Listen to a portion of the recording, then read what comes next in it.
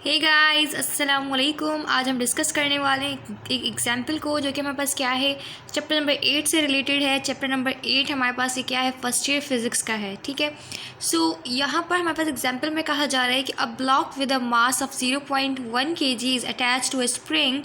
मतलब एक हमारे पास ब्लॉक है, ठीक है, जिसका मास हमारे पास कितना है 0.1 kg। मतलब एक ब्लॉक है, उसका मास 0.1 kg है, उसको हमने अटैच किया हुआ है एक स्प्रिंग के साथ, ठीक है, and placed on a horizontal frictionless table. और उसके नीचे जो टेबल है वो ऐसी है कि हॉरिजॉन्टल है, मतलब किस डायरेक्शन में है, हॉरिजॉन्टल डायरेक्शन हमारे पास क्या होती है, इस तरह से हमारे पास एक टेबल है। इसके ऊपर क्या है, हमारे पास ब्लॉक रखा हुआ है जिसका मास जो है हमारे पास 0.1 kg है। इसके साथ हमने एक स्प्रिंग को अटैच किया हुआ है, ठीक है। सो ये जो टेबल है ये हमारे पास फ्रिक्शन लेस है। सो हमारे पास क्या है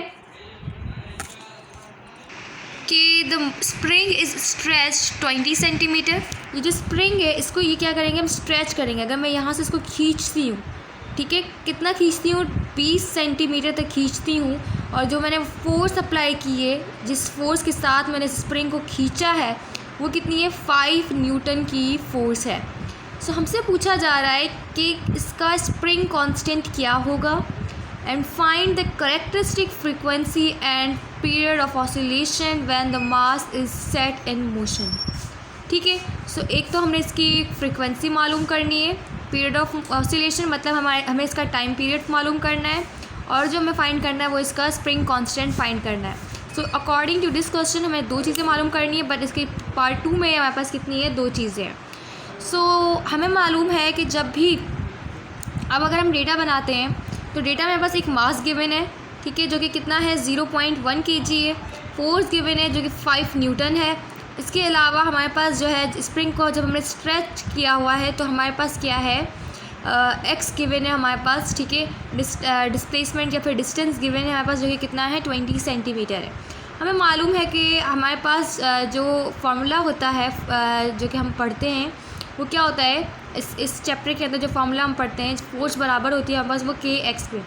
ये जो के होता है ये हमारे पास क्या होता है, स्प्रिंग कांस्टेंट होता है, ठीक है। अब हमसे पूछा भी यही जा रहा है, तो इस फार्मूले के अकॉर्डिंग जब इस के को बाहर निकाल दूंगी तो ये एफ़ जो है वो ऊपर आ जाएगा। पहले ये दोनों चीज़ें मल्टीप्लाई हो रही थी, अब ये दोनों डिवाइड में आ जाएंगे। तो फोर्स हमारे पास कितनी है, 5 न्यूटन है, क्वेश्चन के अंदर हमारे पास गिवन है। ये जो फोर्स को खींचने में हमने अप्लाई किए इस स्प्रिंग को, तो ये हमारे पास 5 न्यूटन है। और जो एक्स है हमारे पास, जो डिस्टेंस कवर हुआ है वो 20 सेंटीमीटर है। अगर इसको मुझे मीटर में कन्वर्ट करना है तो कैसे करूँगी कि 20 का 20 आ जाएगा, सेंटी हमारे पास बराबर होता है -2 के, ठीक है। सो अब हमारे पास क्या है कि जब मैं -2 को यहाँ लेकर आऊँगी तो 1 और ये 2, तो ये आ जाएगा 0.2 मीटर्स के बराबर हमारे पास आ जाएगा क्या, एक्स आ जाएगा, डिस्प्लेसमेंट आ जाएगा।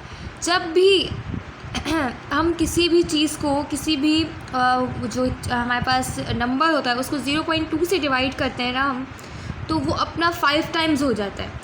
मतलब 5 को अगर मैं 0.2 से डिवाइड करती हूँ तो मेरा जो आंसर आ रहा है वो 25 आ रहा है। कैलकुलेटर से आप डायरेक्ट करेंगे तो भी यही आंसर आएगा आप लोगों के पास, ठीक है। सो 5 को जब मैं 0.2 से डिवाइड करूँगी तो 25 आंसर आएगा। आप लोग डायरेक्ट कैलकुलेटर से कीजिएगा क्योंकि आप लोग अभी छोटे बच्चे हो, मतलब कि आप लोग फर्स्ट ईयर के स्टूडेंट हो। अगर आप लोग एप्टीट्यूड के हो सो आप लोग इसी तरह से कीजिएगा। जैसे मैंने आपको बता दिया कि कोई भी डिजिट जिसको हम 0.2 से डिवाइड करते हैं तो वो वैल्यू 5 टाइम्स हो जाती है। जैसे 5 5 जा 25 होता है, तो इस तरह से हो जाती है। दूसरी बात, हमने फ्रीक्वेंसी मालूम करनी थी। फ्रीक्वेंसी का हमारे पास जो फॉर्मूला होता है वो होता है 1/2 पाई रेडिकल k/m, ठीक है। सो अब हमारे पास क्या है, 1/2 पाई हमने लिख लिया, और हमारे पास क्या है, फ्रीक्वेंसी मालूम कर रहे हैं, के हमने फाइंड किया है 25 और एम हमारे पास क्वेश्चन में गिवन है जो क्या है 0.1। अब हमने क्या करना है कि वह यहाँ पे पाई की वैल्यू पुट करनी है, यहाँ पे 2 की वैल्यू पुट करनी है। तो यहाँ पे क्या आ जाएगा, पाई की वैल्यू होती है हमारे पास 3.14, 2 से मल्टीप्लाई करेंगे तो 6.28 हो जाएगी। जब 1 को हम 6.28 से डिवाइड करेंगे तो हमारे पास 0 पॉइंट समथिंग का आंसर आता है, वो आपने लिखना है, ठीक है। फिर आपने 25 का डिवाइड लेना है 0.1 से, ठीक है। जो भी आंसर आएगा उसका आपने रेडिकल लेना है, उस आंसर को आपने इसका जो हमने आंसर निकाला था उससे मल्टीप्लाई करना है, तो आपके पास यही आंसर आएगा, ठीक है। ये आपने खुद करके देखना है। दूसरा हमारे पास क्या है, तीसरी चीज़ जो हमें मालूम करनी है वो क्या है, द पीरियड ऑफ ऑसिलेशन, मतलब हमें टाइम पीरियड मालूम करना है। टाइम पीरियड हमारे पास क्या होता है, इन्वर्स होता है फ्रीक्वेंसी के। सो हमारे पास फॉर्मूला क्या है, बस time period is equals to inverse of frequency.